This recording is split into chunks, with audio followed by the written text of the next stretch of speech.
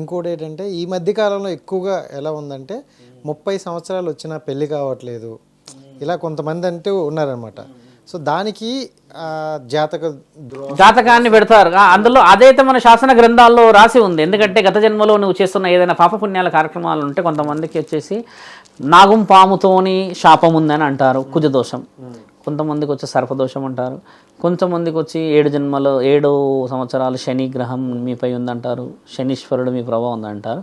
నేను అనేది ఏంటంటే మిత్రమా, ఏ శనీశ్వరుడు ఉన్నా, ఏ నాగసర్పం యొక్క దోషం ఉన్నా పరమాత్ముడు అన్నీ రాసి నీకు పంపించాడు కదా, నిజమైన గురువుని కలవండి అంటాను. అది లేని వాళ్ళకు కూడా చెప్పేసేసి నరకయాతన పెడుతున్న వాళ్ళు 100లో ఉన్నారు శంకర. ఉన్న వాళ్ళకి కూడా నిజంగా చెప్పు. ఆల్రెడీ మా ఫ్రెండ్ ఒక అబ్బాయి అంటే వాడికి 30-31 ఇలా ఉంటాయి, ఇలా సర్పదోషం ఉందంటే వెళ్ళారు. సో వెళ్ళాడు, వాడు తీసుకున్న తర్వాత అంటే పూజలన్నీ చేశారు. 1 మంత్లో తర్వాత నీకు అవుతుంది అన్నారు. 1.5 ఇయర్ అయిపోతుంది. ఈ మధ్యకాలంలో అక్కడ ఎవరున్నారో పంతులు ఒక 2-3 సార్లు ఇతను కాంటాక్ట్ అవ్వడం, ఇతని దగ్గర నుండి కొన్ని డబ్బులు తీసుకోవడం, ఇలా జరిగిందే తప్ప ఆ దోషం అనేది నిజంగా దోషాలు ఉన్నాయో లేకపోతే దోషాలు ఉన్నాయి. కానీ మీరు అన్నట్టుగా ఆ దోషాలకి చెప్పే గురువు కూడా అంతటి అవగాహన కలిగి ఉండాలి. పూర్వం గడ్డాలు పెంచుకొని మునీశ్వరులు ఉన్నారు, మీకు చూసారుగా, ఇలా పెట్టుకొని తెల్లగా ఉంటుంది. ఈ రోజుల్లో అలా ఎంతమంది ఉన్నారు? పంతుల్ని చూసారా మీరు? కటింగ్ వచ్చేసి చూసి పంతుల్ని అబ్జర్వ్ చేశారా? ఆఫ్టర్ 12 అయిన జీన్స్ టీషర్ట్ మీద ఉంటాడు స్వామి. అసలు పురోహితుడు అలా ఉండవచ్చునా? ఉండకూడదు కదా. కొంతమంది మహానీయులు బాగుంటున్నారు, చూడగానే మొక్కాలి అనిపిస్తుంది. పురోహితులు చిన్న కటింగ్ చేసేసుకొని ఉంటే నువ్వు కొట్టే గంటనే కేవలం నీకే వినబడతాయి, పరమాత్ముడికి ఎప్పుడు వినబడాలి, ఆ పరమాత్ముడు ఈ భక్తుడిని ఎప్పుడు బాగు చేయాలి, ఆ భక్తుడు ఎప్పుడు బాగుపడాలి అంటే మంత్ర ఉచ్చారణ పుస్తకంలో చదివితే రాదు శంకర. పరమాత్ముడిని చేరడానికి నీ అంతరాత్మ అంతఃకరణ శుద్ధి అది పోతేనే కదా ఆ విద్యకి అర్హత వస్తుంది. అంతే కదా. హోమం చేసాం మనం, మంత్రాలు చదివితే హోమ ఫలితం వస్తుందా మిత్రమా? నిజమైన హోమం నువ్వు ధర్మానికి చేయాలి. ఎవరికో ఏదో కావాలని హోమం చేస్తే హోమం ఫలితం ఇస్తుందా? నువ్వు చేయాల్సిన హోమం ఒక ఇల్లు బాగుపడాలని. చూడండి, ఇప్పుడు 4-5 రోజుల వర్షాల్లో చిన్న చిన్న వ్యాపారాలు. మేము నిన్న వెళ్ళాము గుడికి, మెదక్ దగ్గర పూజకి వెళ్తూ ఉన్నాం, నల్లపోచమ్మ తల్లి గుడి. వాళ్ళు చిన్న చిన్న వ్యాపారస్తులు ఏం చేస్తున్నారంటే ఇలా కేశఖండన చేసుకుంటూ ఉంటారు 50 రూపాయలు పెట్టి. దాని పక్కన ఈ మేకలు తర్వాత కోడిలు కోసే వాళ్ళది కాల్చడం కోయడం చేస్తున్నారు. ఒక్కసారిగా వర్షం పడితే మిత్రమా ఆ స్లాబ్ లేసింది, ఆ రేకులతో కట్టుకున్నది. ఇలా లేచి వచ్చి ఒక 60-70 మంది ఉన్నారు, వాళ్ళ పైన పడిపోయింది. ఇట్లా అందరూ దొబ్బేసారు చేశారు, అలా పోయింది కదా. 2.5 hours వర్షం కంటిన్యూ. నా దగ్గర ఫొటోస్ కూడా ఉన్నాయి. నిన్ననే ఈవినింగ్ జరిగింది. హెవీ రెయిన్ మిత్రమా, ఎంత కుండపోత వర్షం వచ్చేసేసింది. దానివల్ల చూడండి, ఒక హోమాగ్ని, ఒక మంచి ఒక చెడు నువ్వు ఆశించి ప్రశాంతత చేస్తే ఆ వర్షానికి కూడా పంచభూతాలకు కూడా మంచి చేయాలనేది ఉంటుంది కదా. అక్కడే గుడి దగ్గరే ఆ వాతావరణం వచ్చిందనంటే సామాన్యమైన మానవుల జీవితం ఏముంది? నువ్వు ఆలోచించండి.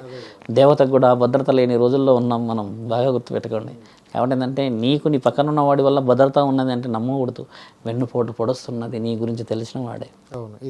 పొడవడు ఎక్కడో ఉన్నవాడు నీకెందుకు పొడుస్తాడు శంకర? నీ ఇంట్లో తిని నీ ఒంట్లో ఉన్న అన్ని లెక్క పెట్టిన వాడే వెన్నుపోటు పొడుస్తాడు. ఆ వెన్నుపోటే నొప్పి.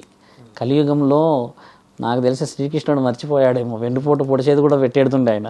ఇప్పుడు మనమన్నా రాయాలి 6 మనం రాయాల్సింది. అప్పుడు నిజంగా వెన్నుపోటు చాలా డేంజర్ శంకర. చాలా వరకు అదే జరుగుతున్నాయి.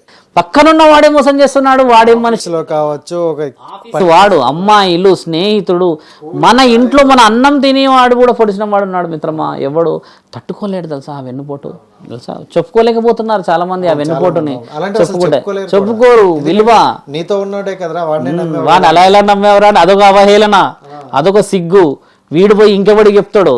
ఇప్పుడు నువ్వు నాకు బెస్ట్ ఫ్రెండ్ అయితే సరిపోదు మిత్రమా, నేను కూడా నీకు బెస్ట్ ఫ్రెండ్ అయి ఉండాలి. ఇక్కడ ఒకటే బెస్ట్ ఫ్రెండ్ ఉంటాడు, ఇంకోటి ఉంటున్నాడు. వాడి బ్రెయిన్ లో వేరే ఉంటాడు. అయితే అప్పుడు చెప్పారు మనం 2 బొర్రెలు ఉంటాయి అన్నారు కదా, అది మనం బయటికి తెలియదు. ఇది ఇక్కడ లోపల బయట ఆడవాళ్ళు కూడా 100లో ఉన్నారు అలాగా. పాపం ఒక అమ్మాయికి 6 లక్షల జీతం మన హైదరాబాద్కి వచ్చింది ఈ మధ్య. నమ్మినవాడే వెన్నుపోటు పొడిచాడు. ఇద్దరిని విడగొట్టేశాడు, భార్యాభర్తలు ఇద్దరిని. అంతే. ఎన్నో రోజులకు తెలుసుకుందంట, ఈవిడ నా స్నేహితుడు చేసిన ఈ పని అని. మీ ఆవిడ ఎక్కడికి వెళ్తుందో చూడు అని అన్నాడంట. ఒక చిన్న మాటతోనే ఎక్కడికి పోయింది ఆవిడ? మొత్తానికి 0 అయిపోయింది, సంసారం పోయింది. 6 లక్షలు నెత్తిలో పెట్టుకుంటుందా? 60 లక్షలు నెత్తిలో పెట్టుకుంటుందా? ఏం లేదు. పక్కన ఉన్నవాడు ప్రేమగా ఒక ముద్ద పెట్టి భార్యతోని బాగున్నావా అని 3 పువ్వులు. ఆడపిల్ల ఆశించేది ఏదో మిత్రం, 3 పువ్వులు.